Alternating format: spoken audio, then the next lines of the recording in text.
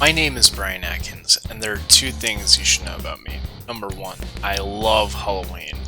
And number two, the views and opinions expressed in my Lost Care Bears video were flagged by the Church of Latter-day Saints, and that video is now banned in the country of Austria because of it. If you're anything like me, you have a series of favorite movies that you watch around the holidays to get you more in the mood. And every Halloween season, I get in the mood by watching Trick or Treat. And from what I can tell, not everyone has seen that movie. So let's give a brief review of Trick or Treat so you all know what it's about. So the movie is an anthology piece, which if you're part of my audience, you might not know what that word means. So essentially think of it like a Treehouse of Horror episode of The Simpsons, but in movie form. So let's go over each segment, starting with this guy. This guy killed someone and wants to bury the body in his backyard, but his kid keeps pestering him about wanting to carve pumpkins, and it's like, I'm kind of busy, Billy, we'll carve pumpkins in a second, go clean your room or something. So the setup is like, his dad is trying to keep his son from seeing a dead body. But then the twist is the pumpkins were dead people's heads, and the boy wanted to carve the flesh of some fat kid they killed. What a twist! Good opener to the movie, since now you understand each Halloween setup is getting a funny punchline. So like, another plot is like this guy has to drive the bus, but the twist is the bus is full of special needs children and they're locked up, and he drives them into like a river. What the hell is that? Look, maybe this movie is less funny than I remember. But then, in this other part, these girls invite some guys to the woods and, you know, they get drunk. They're having a party, whatever. The girls strip out of their costumes and it's a little hot, not gonna lie. And then they strip out of their skin and that's a lot more hot, not gonna lie. So the twist is they were werewolves, I guess, but also they were shown buying Halloween costumes. So like, it's a waste of money, but costumes are part of the Halloween experience. So basically, I just tore that movie apart just now. But that's the thing with horror movies, they're not politically correct, but neither is religion really. I mean, just look at my Care Bears videos for more on that aspect, you know, until the Church of Latter-day Saints gets those banned in America too. Halloween has a few rules. Let's lay those down. It's important to follow them. Get into why in a second, but let's get into those rules. Number one, dress up in costume. Disguise yourself. Be something that you're not. Number two, keep the fire and the jack-o'-lantern going all night. You do not blow that out. Number three, if there are trick-or-treaters, you give them candy. Follow these rules, and you're good. Enter Sam. Sam is the spirit of Halloween. He goes around and collects candy like a good boy. He wears his footy pajamas and has a lollipop. He's great. So he's walking around the neighborhood and following trick-or-treaters and stuff. It's pretty cool. So you're probably wondering, why is this video trying to find the stats on some random homeless kid on Halloween when you were just talking about a sexy werewolf coven that stripped off their human skin? Surely, that's way more interesting and we should talk about the sultry she-wolf temptresses. Distracted. Wait, why is Sam there? Why is Sam there? So Sam is watching over the town during Halloween night, and that's the connecting piece of the anthology puzzle. Each story is Sam show up to watch over the people of the town, and one old man has decided he doesn't want to celebrate this year. He turns out the light and doesn't want to give candy to kids. Sam doesn't like this that much, so he tries to get Old Man Creek to join in. You see, this old man has a secret. He was the bus driver. He killed a whole bus full of special needs kids on Halloween and gave them candy and locked them up and drowned them. It was an accident, okay? If all the kids had simply remained locked up, none of this would have happened. But wait, why were they locked up? Oops. Now he doesn't like to see kids dressed up in costumes and asking for candy. Golly, I wonder why. Too bad Sam don't care. Sam don't give a care at all.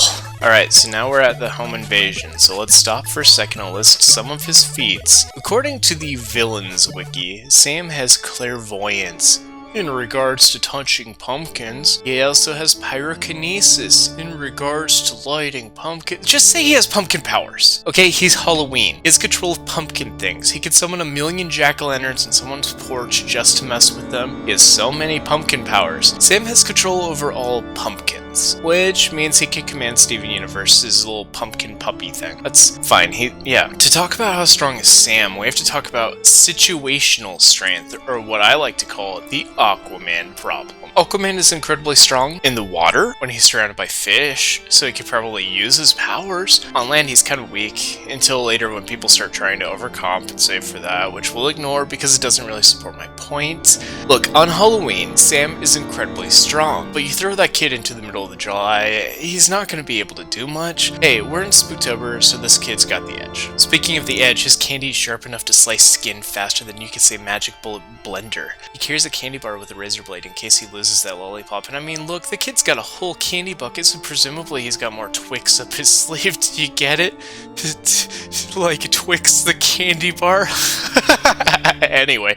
Holy shit, look at this fire and pumpkin thing. So we're gonna talk spoilers here right now about Sam. You ready? 3, 2, 1. The Blu-ray cover shows his real face and nothing else. Like, that's supposed to be a reveal, you guys. That's supposed to wait until the end of the movie. You see him get his mask taken off at the end, and you realize this kid is actually like a pumpkin spirit dressed up for Halloween. But to put it on the Blu-ray cover, that's like putting out a Blu-ray of Friday the 13th and having a picture of Jason's mom holding a knife. Or putting out a Blu-ray of Stephen King's It with just the words, "It's not worth watching" on it. Like, you're not supposed to know these things until you watch it for yourself. But after Mr. Creep pumps Sam full of lead and they're both pretty damaged, he finally gives Sam a piece of candy, which is what he wanted this whole time. I mean, the movie is called Trick or Treat, so that should have been pretty obvious all along. Anyway, how strong is Sam? As I pointed out before, he's situationally strong, so we'll measure his strength on Halloween night. Strength. Sam is able to fight off a full-grown man and breaks the dude's wrist just by grabbing it. I looked it up, and to break a human wrist takes 4,000 newtons of pressure, which is equivalent to 899.23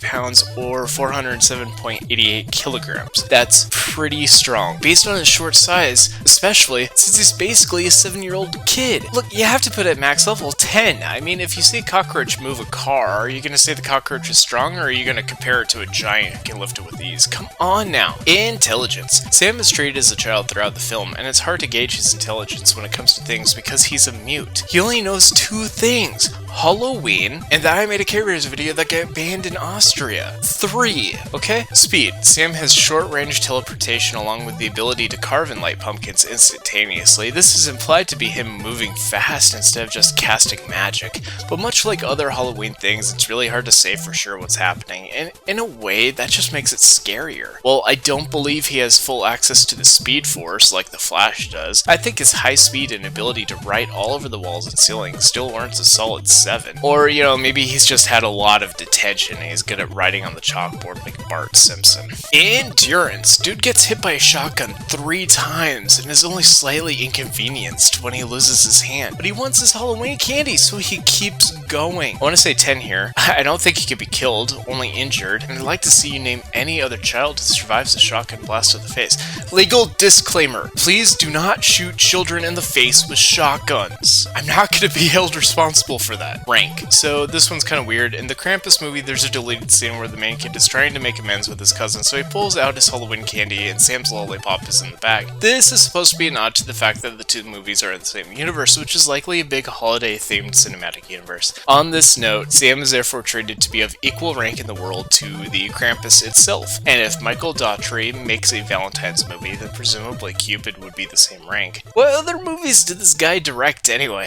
Godzilla, King of the Monsters? The fuck? Anyway, I'm gonna go with 9. Maybe higher if people start watching this damn movie. Come on, guys. It's on Amazon. Just buy it. Courage. Sam does not fear death. Sam watches over all and shows no emotion. Sam is beyond such mere concepts like courage. Technically speaking, this has to go to 10 by default. You can't fear death if you're incapable of dying, after all. Firepower. Although favoring close combat weapons like razor blades and knives, Sam somehow reversed Home Alone man and sabotaged his own home with Halloween spookums. Insane! Here's the thing. In Transformer stats, firepower refers to the strength of the weapon. Sam uses a lollipop. The fact that he can kill a person with that lollipop does not change the fact it is still just a lollipop. For that reason, firepower just gets a 6. Skill. Yeah, this one is full.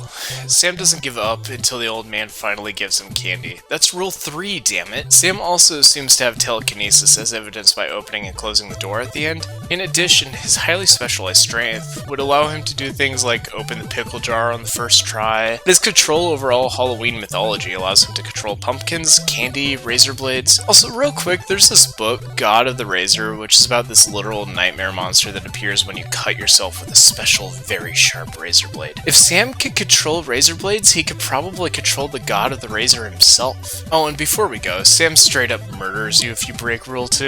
That happens near the beginning of the film, but chronologically it happens right after his encounter with the old man. Anthologies can do that because time is an illusion. Halloween time doubly so. If you liked this video, you may like some of our other Spooktober videos, so make sure to give those a watch. While you're there, maybe smash that subscribe button, and hey, put down in the comments what your favorite Halloween movie is. I would love to hear them, and I can always use something new to watch. Thank you, and this has been Brian.